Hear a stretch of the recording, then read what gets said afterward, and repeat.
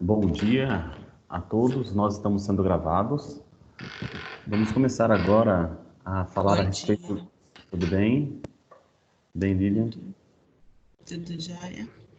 Na paz, graças a Deus. Bom dia, Jefferson. Bom dia, Aline. Bom dia. Nós vamos praticamente encerrar aqui a unidade 3, sessão 3.3, e vamos iniciar na aula de hoje a unidade 4, tá? E eu peço para vocês 2 pontos. Primeiro, que vocês peguem o livro acadêmico, para a gente, já deixa aí aberto em uma aba, alguma coisa assim. E também peço para vocês abrirem a Lei 11.101 de 2005. Tá? Então, esses 2 pontos, essas 2 normas, se possível, vocês já deixem aí tudo certo. Lei 11.000. Lei 11.101 de 2005 e o livro acadêmico.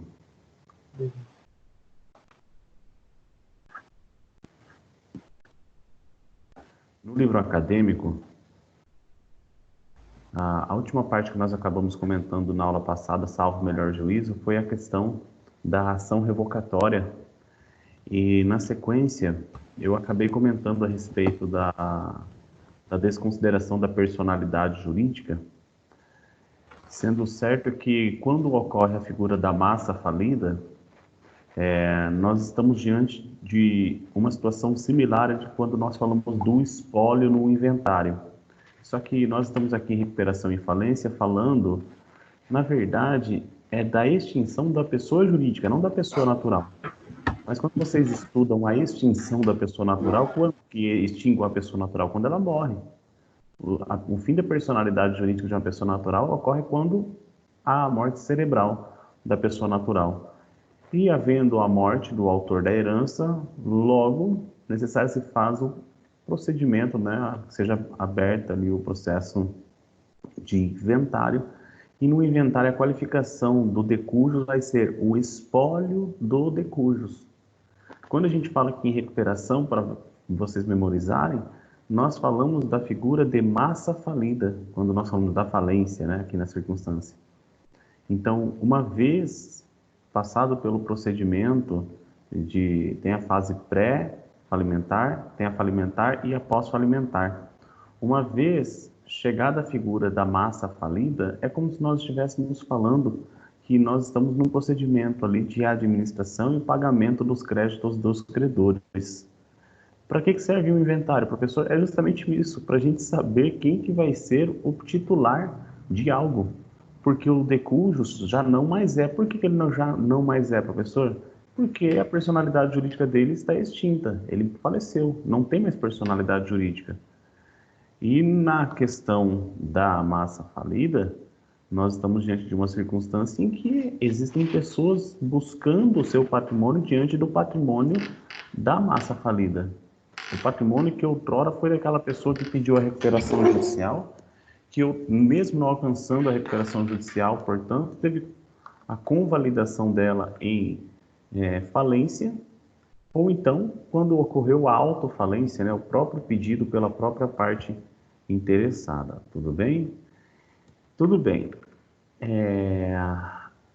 Quando a gente fala em questão, então, da massa falida, há quem diga que não existiria o porquê de se pedir a desconsideração da personalidade jurídica.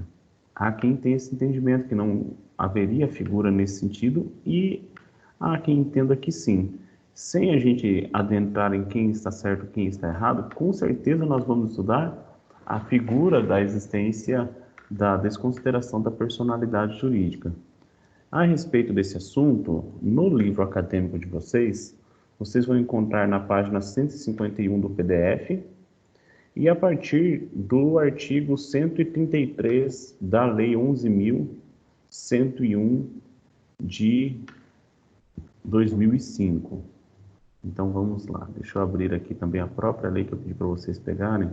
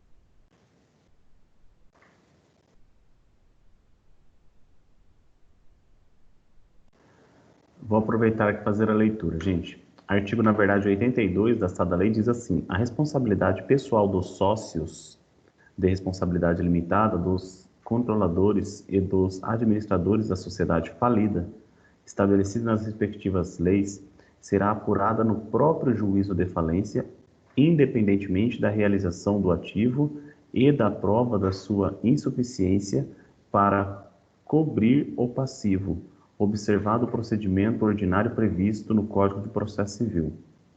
Então, o artigo 82 diz a respeito da responsabilidade pessoal dos sócios de responsabilidade limitada, dos controladores e dos administradores da sociedade falida. Atenção, quando você é chamado para ser o sócio de uma empresa, a primeira coisa que você deve saber é o seguinte: você vai me colocar como sócio controlador, como sócio administrador? Qual é a natureza jurídica que você quer me enquadrar dentro da figura de ser um sócio nessa empresa? Por quê? Porque eventualmente você vai acabar respondendo com seu próprio patrimônio. Não, fica tranquilo, vem aqui para a sociedade. Eu vou te pagar um prolabore de R$1.000, um salário mínimo por mês. Tem que tomar muito cuidado, dependendo do seu patrimônio, no futuro você pode acabar tendo responsabilidade com o próprio patrimônio.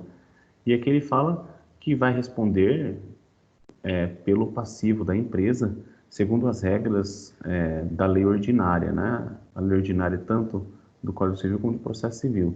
Prescreverá em 2 anos, contados do trânsito em julgado da sentença de encerramento da falência, a ação de responsabilização prevista no caput deste artigo.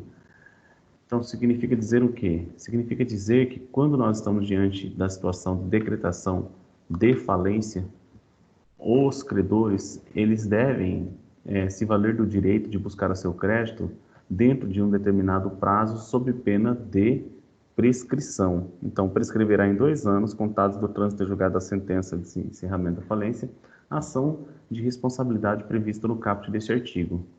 Significa dizer, então, que uma vez devedores, podendo ser colocados como responsáveis os sócios controladores, os sócios administradores, os sócios de responsabilidade limitada, eles terão a seu favor a prescrição como objeto de extinção da pretensão de alguém lhes pegar parte do patrimônio. O juiz poderá, de ofício mediante requerimento das partes interessadas, ordenar a indisponibilidade de bens particulares dos réus em quantidade compatível com o dano comprovado até julgamento da ação de responsabilização.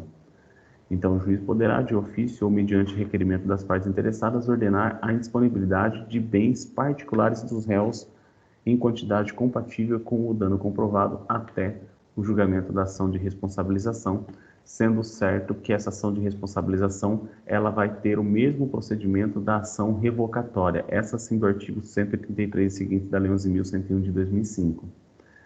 Então vejam, pessoal, a responsabilidade aqui caindo no CPF dos sócios, no CPF dos particulares. É diferente quando uma pessoa jurídica compra um carro, por exemplo, no banco, consegue ali um percentual, um desconto. Aquele carro não é do sócio, aquele carro é da empresa. Quando chegamos no momento da falência, aquele ativo que é o valor patrimonial, um carro quitado, por exemplo, ele vai ser utilizado para fim de pagamento na regra da sequência dos credores. Tudo bem, mas o carro ele já foi vendido, esse carro, etc. Posso pegar o carro do sócio? Veja, o patrimônio dos particulares, ó, veja só, o que a gente leu aqui em cima, a responsabilidade pessoal dos sócios, responsabilidade limitada dos sócios controladores, dos sócios administradores da sociedade falida, estabelecida nas respectivas leis, será apurada no próprio juízo da falência, independentemente da realização de ativo e da prova de sua insolvência para cobrir o passivo, observado o procedimento ordinário previsto no Código de Processo Civil. Então, veja, a responsabilidade pessoal dos sócios. Então, quando houver a possibilidade de se buscar o patrimônio dos sócios com o prazo prescricional de 2 anos, um segundinho aqui. O prazo prescricional de 2 anos, o juiz, né, que vai julgar esse processo vai ser o juiz falimentar, tudo bem?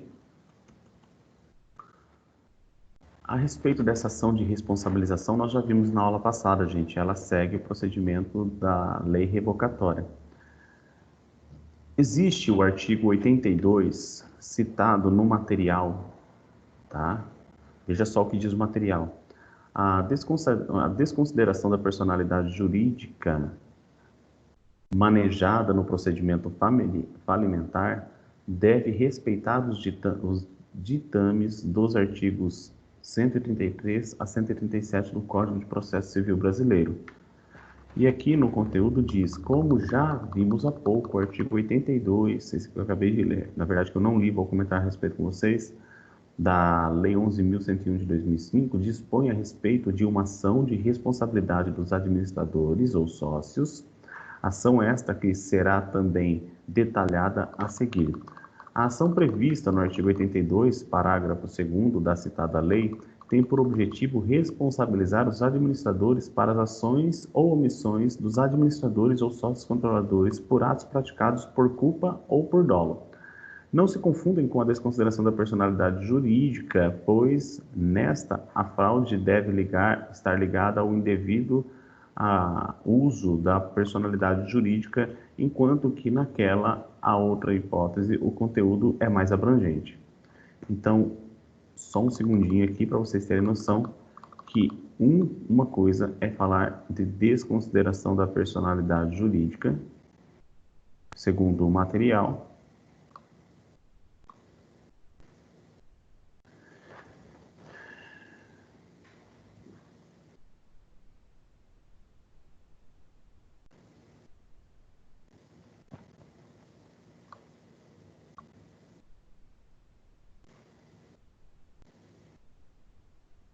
e outra coisa é a ação de responsabilidade dos sócios administradores ou dos demais sócios, tá bom? Então, vejam só. Aqui o material ele apenas coloca essa diferenciação que quando nós falamos em ação de desconsideração da personalidade jurídica, não devemos confundir com a ação de responsabilidade dos sócios administradores ou dos demais sócios.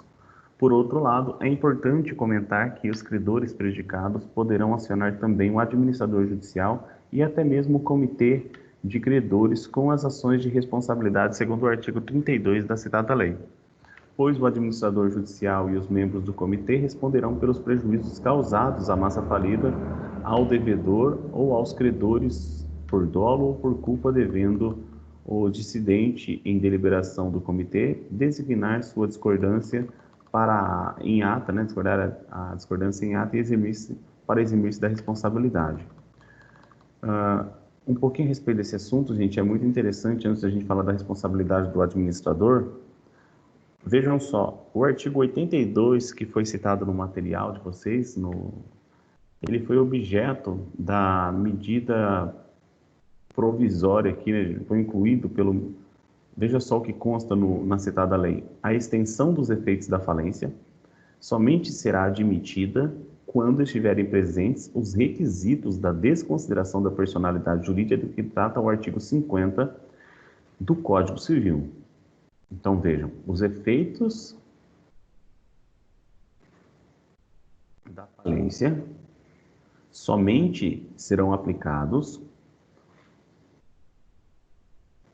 quando estiverem presentes os efeitos, os requisitos da desconsideração da personalidade jurídica. Mas atenção, essa medida, isso aqui foi objeto da medida provisória 881 de 2019. O artigo 9º dela, da medida provisória, dizia assim: a Lei 11.101, de 9 de fevereiro de 2005, passa a vigorar com a seguinte redação: a extensão dos efeitos da falência somente será admitida quando estiverem presentes os requisitos da desconsideração da personalidade jurídica de que trata o artigo 50 do Código Civil. Pessoal, na verdade, isso daqui era o artigo 82A, e esse artigo 82A, ele não mais está em vigor, ok? Não mais está em vigor. Para vocês terem essa noção, o artigo 82A, objeto da medida provisória 881 não mais está em vigor. Mas vamos dar ali a leitura no material. O primeiro ponto que a gente está analisando aqui, pessoal, depois de analisarmos a ação revocatória do artigo 133 seguintes que terminamos a aula passada, vamos para a desconsideração da personalidade jurídica. O artigo 82 da Lei 11.101 de 2005 diz o seguinte: a responsabilidade pessoal dos sócios de responsabilidade limitada e dos sócios controladores e os administradores em sociedade falida, estabelecida nas respectivas leis, será apurado no próprio juízo de falência. O primeiro passo é vocês saberem qual que é o juízo competente para julgar a respeito desse assunto da desconsideração da personalidade jurídica. Vai ser justamente o ponto atrelado ao juízo de falência. O segundo passo, sócios controladores, sócios administradores da sociedade falida têm responsabilidade? Eles podem responder sim por responsabilidade pessoal, com patrimônio, quer dizer então com patrimônio pessoal, como também o sócio da sociedade limitada, tudo bem? Conforme a gente acabou de fazer a leitura aqui, sendo certo que esse regramento foi de objeto de medida provisória de inclusão, só que não houve conversão posterior em legislação. Um outro ponto, pessoal, então, uma questão aqui é a gente falar dentro da massa falida em desconsideração da personalidade jurídica. Bom, conforme a gente viu aqui em desconsideração da personalidade jurídica, eu peço para vocês anotarem no caderno as seguintes informações, tá?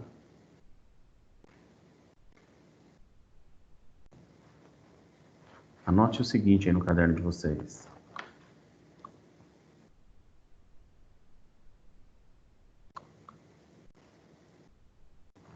A captação de recursos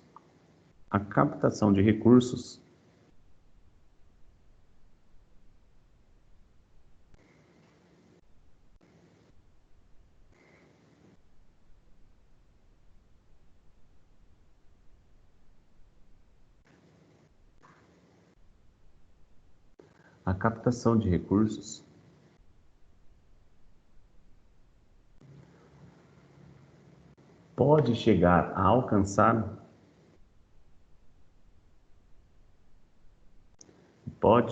a alcançar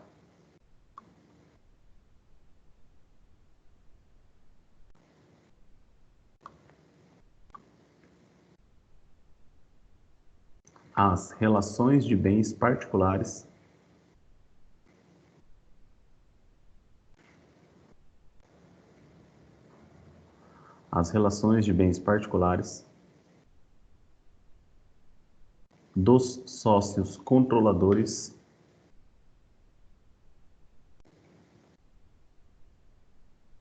e dos administradores.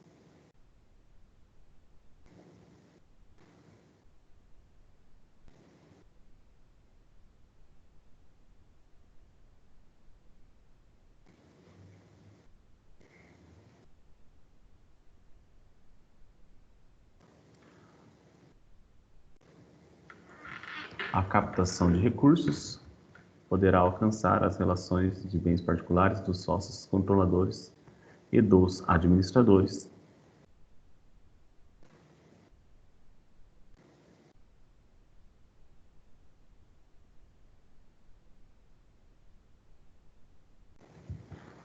Vírgula, assim como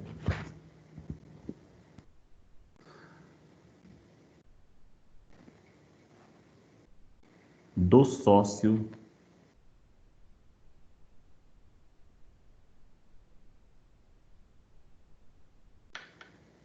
em sociedades limitadas. Do sócio de responsabilidade limitada, né? Pode colocar. Do sócio de responsabilidade limitada.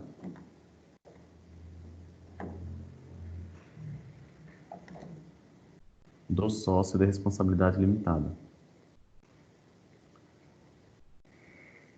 Vírgula.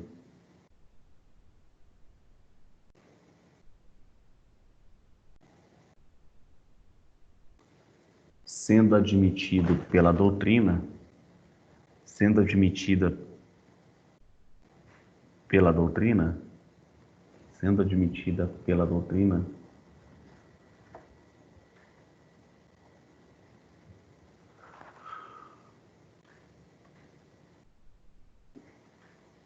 sendo admitido pela doutrina, na verdade, né? Sendo admitido pela doutrina o entendimento da possibilidade de desconsideração da personalidade jurídica. Sendo admitido pela doutrina o entendimento de desconsideração da personalidade jurídica.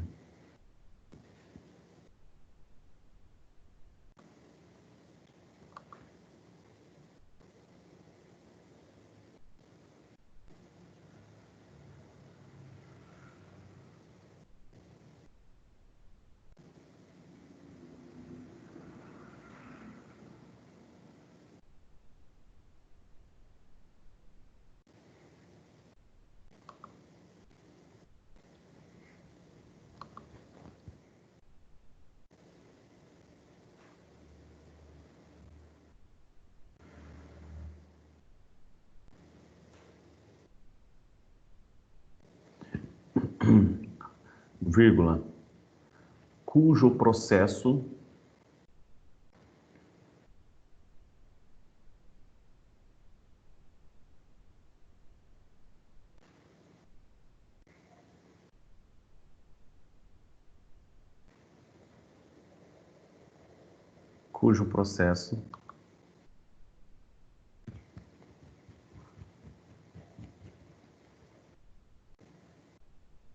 falimentar, cujo processo falimentar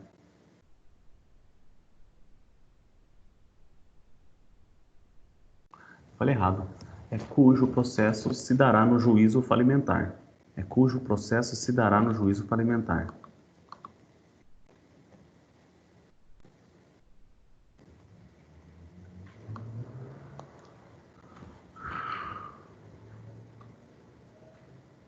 Desculpe, cujo processo se dará no juízo falimentar.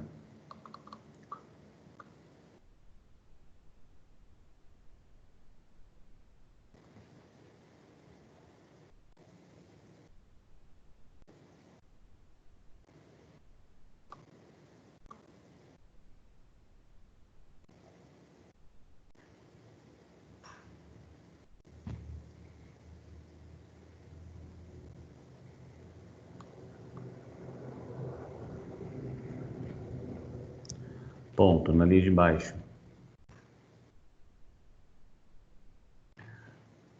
Parte da doutrina entende, parte da doutrina entende,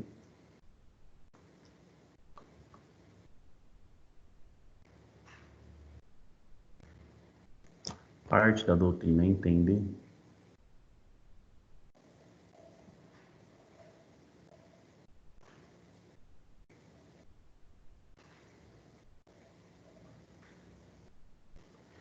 que a desconsideração da personalidade jurídica seria desnecessária. Parte da doutrina entende que a desconsideração da personalidade jurídica seria desnecessária.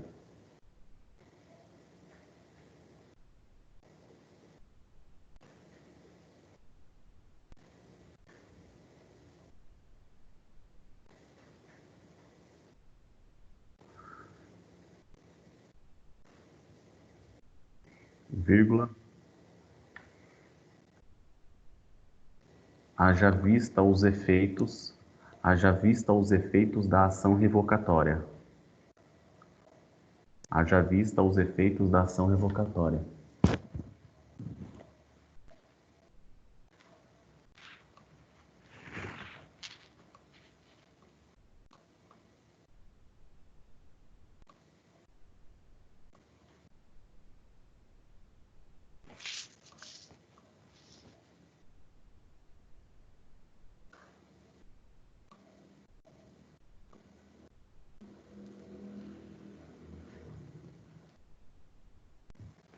Vírgula,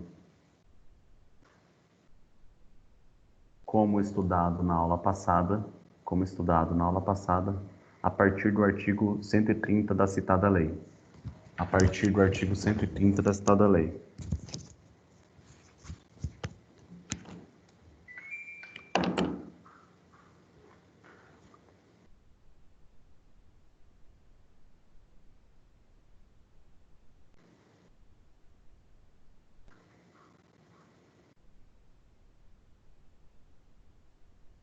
já estudado na aula passada, a partir do artigo 130 da citada lei.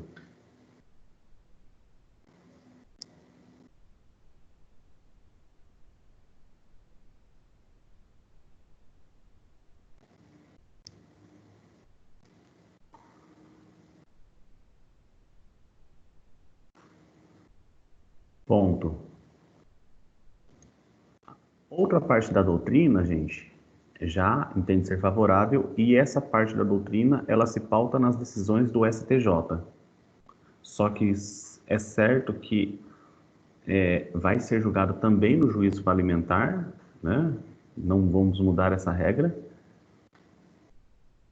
E é um posicionamento mais pacífico, sim, da possibilidade da desconsideração da personalidade jurídica nesse momento falimentar em que se busca o recebimento de crédito. Então, vai se alcançar os bens dos sócios, sócios administradores, sócios controladores, bens particulares dos sócios de responsabilidade limitada por meio da desconsideração da personalidade jurídica.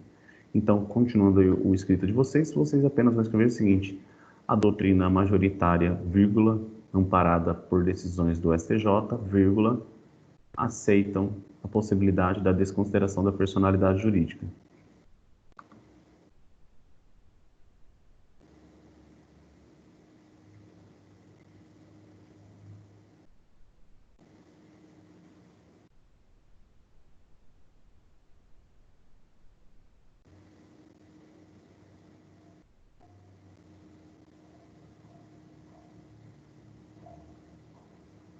Repete, por favor, professor. Dando sequência, foi dito que a doutrina majoritária, vírgula, com decisões amparadas, a doutrina majoritária amparada no posicionamento do STJ, entende ser possível a desconsideração da personalidade jurídica.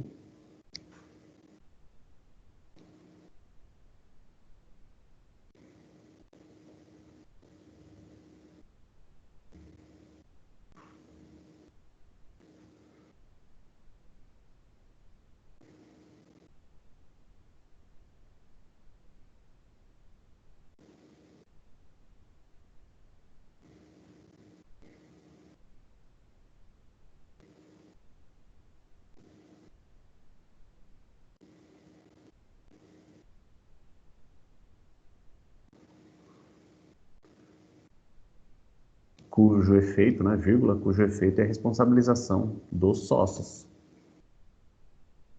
Cujo efeito é a responsabilização dos sócios. Então, quando existe uma ação tramitando em desfavor da pessoa jurídica, a responsabilidade é da personalidade jurídica própria da pessoa jurídica. Vocês já viram que a pessoa jurídica ela tem instituído uma personalidade jurídica própria, distinta do CPF, da personalidade dos seus sócios, ok? Dentro dessas circunstâncias que estamos falando aqui de massa falida, ainda estamos diante de uma circunstância em que quem está respondendo é o patrimônio da massa falida. E aí vem aquela pergunta: cabe ou não cabe a desconsideração da personalidade jurídica? Porque é o seguinte, por mais que houve a decretação de falência, estamos aqui diante de um processo falimentar, a responsabilidade continua até a liquidação, ou seja, o que é liquidação? Até haver o pagamento integral do crédito dos credores, havendo essa possibilidade. E se de repente não se encontrou essa possibilidade, será que eu consigo comprovar medidas? Eu posso me valer de certas medidas para eu buscar o patrimônio dos sócios, porque veja, a empresa quebrou, agora os sócios estão lá em Dubai. Então não faz sentido, professor. Eu tenho um crédito para receber da empresa, a empresa diz que não tem dinheiro, só que o sócio está em Dubai. Então, vamos para o Código Civil, só para vocês terem a noção.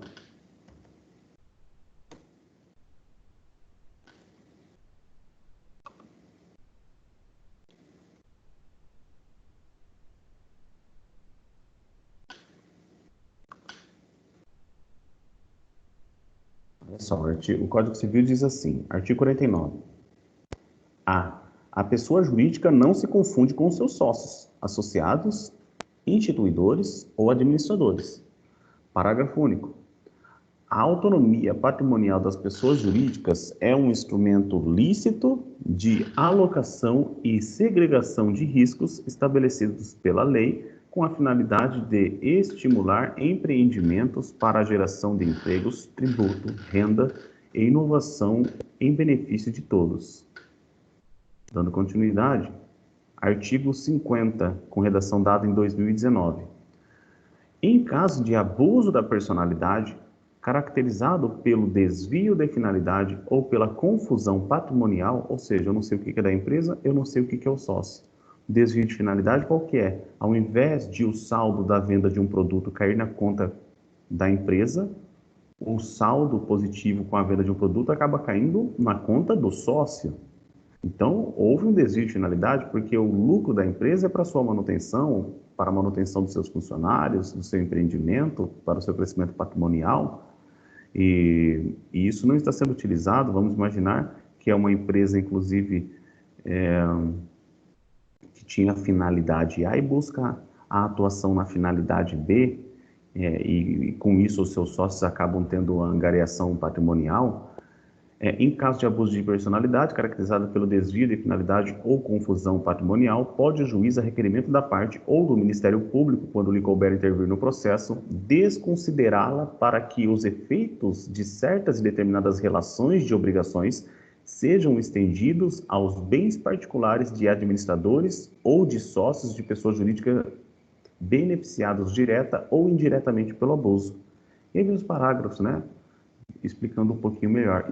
Entende-se por confusão patrimonial a ausência de separação entre o fato e entre os patrimônios, caracterizando-se por cumprimento repetitivo pela sociedade de obrigações do sócio. Então, vejam, vocês já devem ter se deparado com essa situação, em que o sócio ele liga para a secretária, para o secretário dele, e fala assim: oh, escuta, deposita tanto valor na conta de fulano de tal. Mas espera aí, esse fulano de tal é quem? Prestou serviço para a empresa ou para o próprio sócio? Porque o dinheiro que está sendo depositado na conta do fulano de tal é o dinheiro que está sendo retirado da empresa.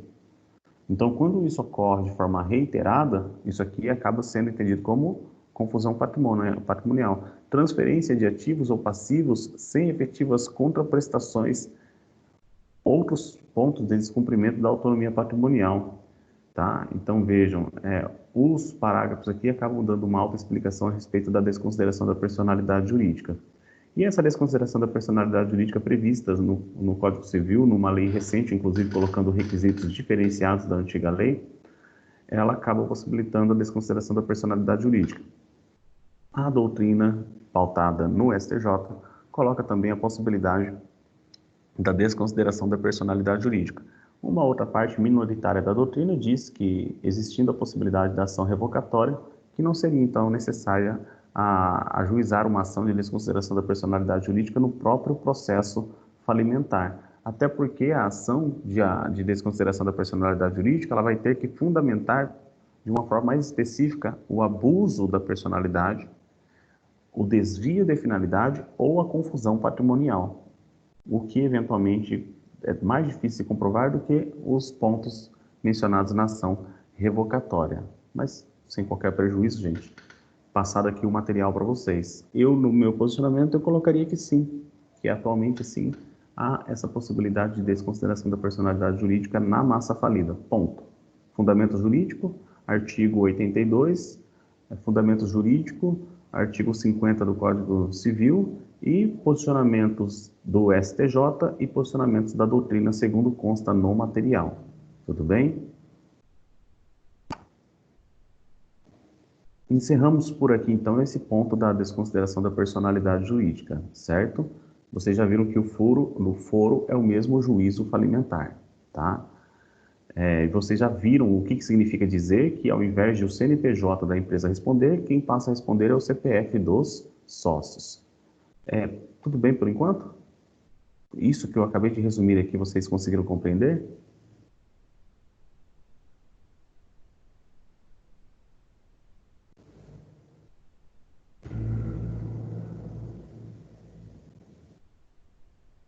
Estou acompanhando, professor, sim. Obrigado, tá? Assim, professor. Obrigado.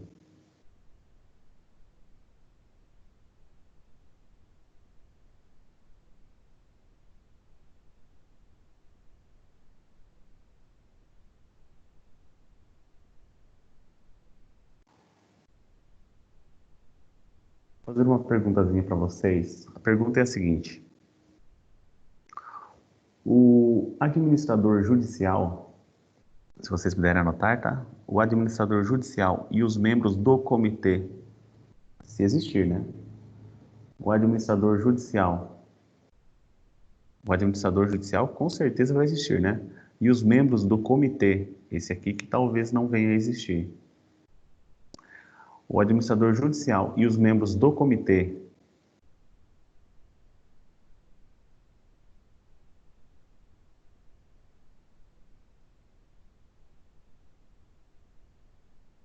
O administrador judicial e os membros do comitê responderão pelos prejuízos causados à massa falida? Interrogação. O administrador judicial e os membros do comitê responderão pelos prejuízos causados à massa falida? Interrogação.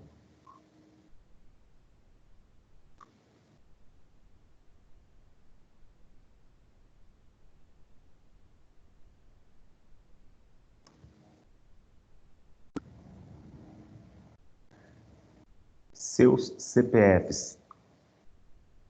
Seus CPFs.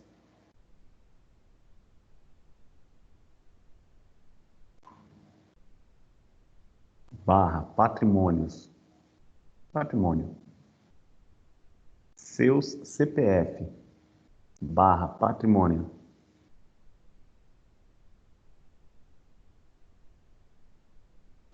Podem responder? Interrogação.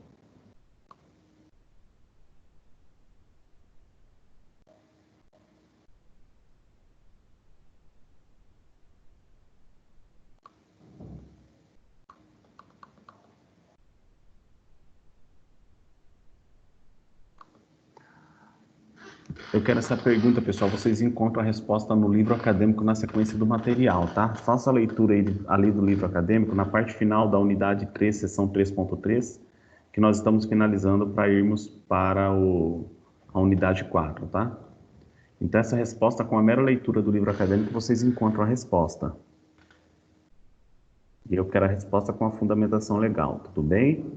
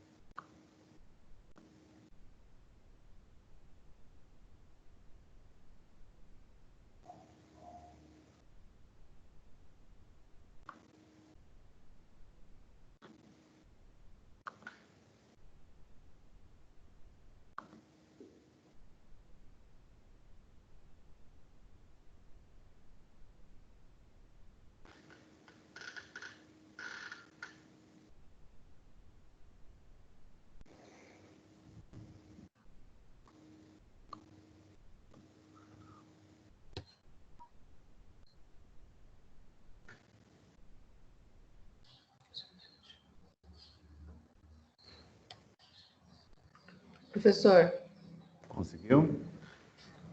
está no artigo 82, onde fala que ele responsabiliza, o objetivo desse artigo é responsabilizar o administrador pelas suas ações.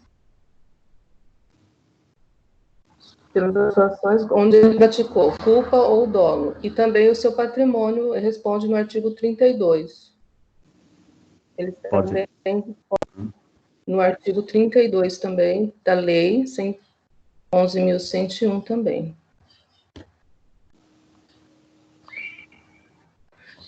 Fala que ele pode responder com seus bens pessoais. Aqui diz, né, o artigo 32. Crime de desobediência. Aqui diz o artigo 32 que o administrador judicial e os membros do comitê responderão pelos prejuízos causados à massa falida, ao devedor ou aos credores por dolo ou culpa, devendo o dissidente, em deliberação do comitê, consignar sua discordância em ata para eximir-se da responsabilidade. Isso. Então, vejam, o que acontece aqui? Existe um processo falimentar em curso. Para que o administrador judicial ou os membros do comitê acabem não sendo responsabilizados, o que eles colocam? Eles colocam em ata, eles fazem constar em ata, o sócio interessado em não ser responsável, né? Fazem constar em ata o porquê de não estar de acordo com aquele conteúdo, o porquê de não aceitar a respeito aquele ponto. Então, eles acabam fazendo o quê? Para não terem responsabilidade? Colocando a discordância de determinada execução de um contrato, por exemplo, em ata. Só que o que a gente vai ver na sequência aqui é que existem algumas circunstâncias contratuais, por exemplo, em que a lei mesmo coloca que deve haver o cumprimento do contrato mesmo. Deve haver o cumprimento do contrato mesmo depois de decretar a falência, sabe? Mas o resumo da história é esse daqui, que o administrador judicial e os membros do comitê responderão sim pelos prejuízos causados à massa falida. Veja só, não só à massa falida, como também ao devedor, como também aos credores, desde que tenham agido com dolo ou com culpa, ok?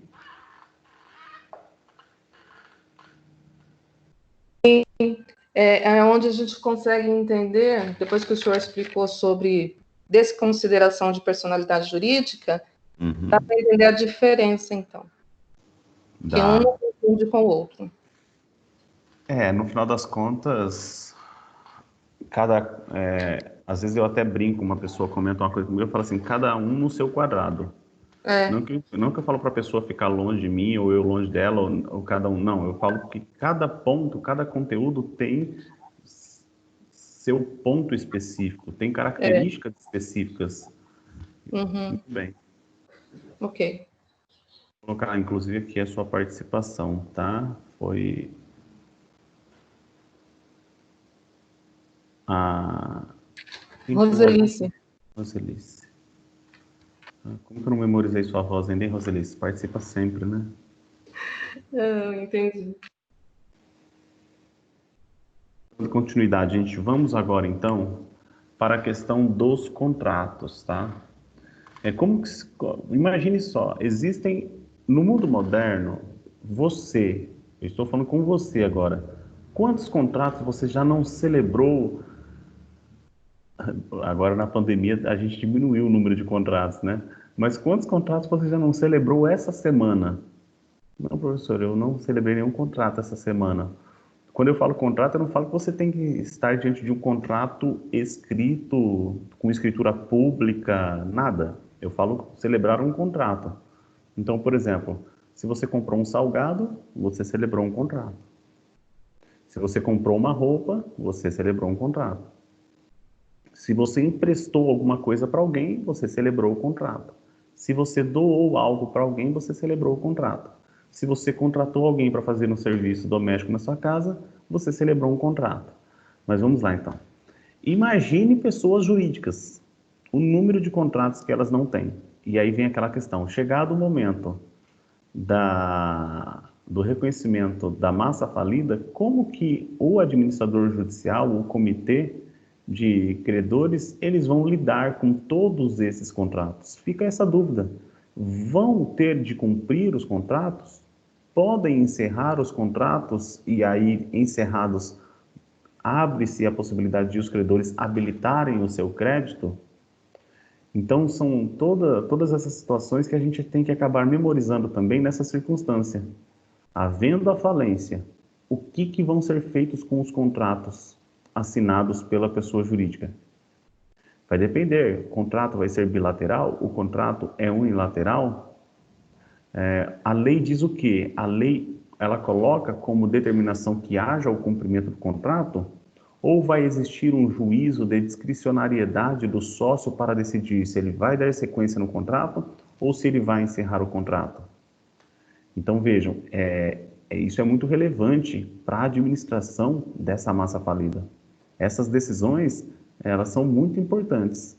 E isso está no nosso material, tá, pessoal? Então, aí, podem anotar no caderno também. Vou tentar até fazer com que vocês alcancem pontuação por participação nessa aula e na aula da semana que vem, tá? Coloquem aí no caderno, passar as respostas para mim, eu vou anotando o nome de vocês aqui na participação. Os contratos do falido. Os contratos do falido.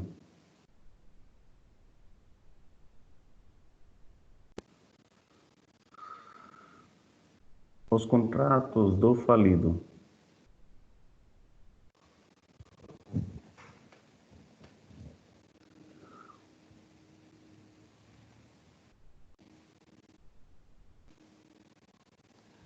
Deverão ter prosseguimento? Os contratos do falido deverão ter prosseguimento ou não? Interrogação. Os contratos, na verdade, os contratos do falido deverão ter prosseguimento ou não?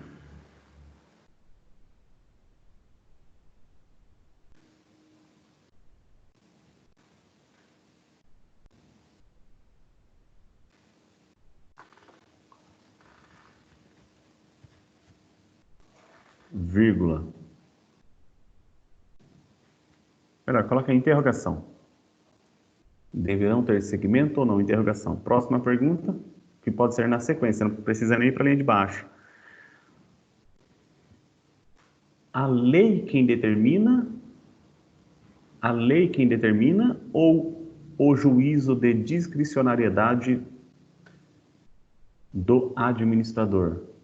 A lei quem determina ou o juízo de discricionariedade do administrador?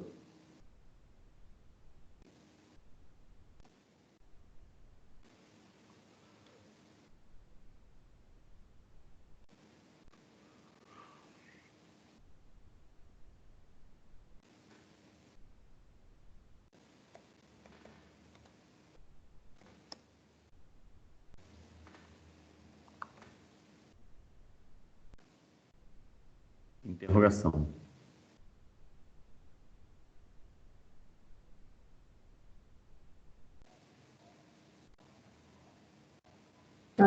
Opa. Professor, lendo aqui, quando ele for unilateral, ele pode se submeter, né, ao comitê e aí ele pode ter redução do passivo. E quando for bilateral, no artigo 117, ele não se resolve com a falência, né? Olha, o administrador deve cumpri-lo quando o seu cumprimento reduza ou evite aumento do passivo da massa falida. Isso mesmo, Roselice, muito bem explicado. E demais acadêmicos até que estão nos escutando agora também, eu quero que vocês saibam que, diante dessa fala real, verdadeira mesmo, conforme a lei da Roselice, nós temos a diferenciação entre contrato unilateral e contrato bilateral quanto ao seu regramento. E o mais interessante que isso, gente, é que a leitura do artigo 115 até a leitura do artigo 121, desculpe, né? 128, a gente acaba tratando um pouco a respeito desses pontos. O que não for relacionado ao contrato, acaba tirando de jogo. Mas eu peço para vocês que vocês façam, então, a leitura do artigo 115 até o artigo 128, e a gente começa o segundo período tratando desses artigos. E, encerrados esses artigos, nós já vamos para a unidade 4. Então, nesse intervalo aí, aproveitem, a partir de agora, né? Como bem colocado já pela Roselice, nós temos duas situações em que, um exemplo aqui colocado no artigo 117, os contratos bilaterais não se resolvem pela falência, e a gente, pela própria leitura do material, vê que a lei foi um pouco abrangente, que a doutrina acaba especificando determinadas situações, e que, havendo a questão do contrato unilateral,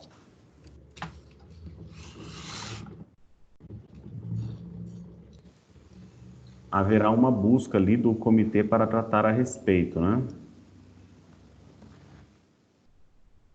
No artigo 118, fala que o administrador judicial, mediante autorização do comitê, poderá dar cumprimento ao contrato unilateral se este fato reduzir ou evitar o aumento do passivo ou da massa falida ou for necessária a manutenção para a preservação de seus ativos, realizando-se o pagamento da prestação pela qual está obrigada. Então é isso, gente.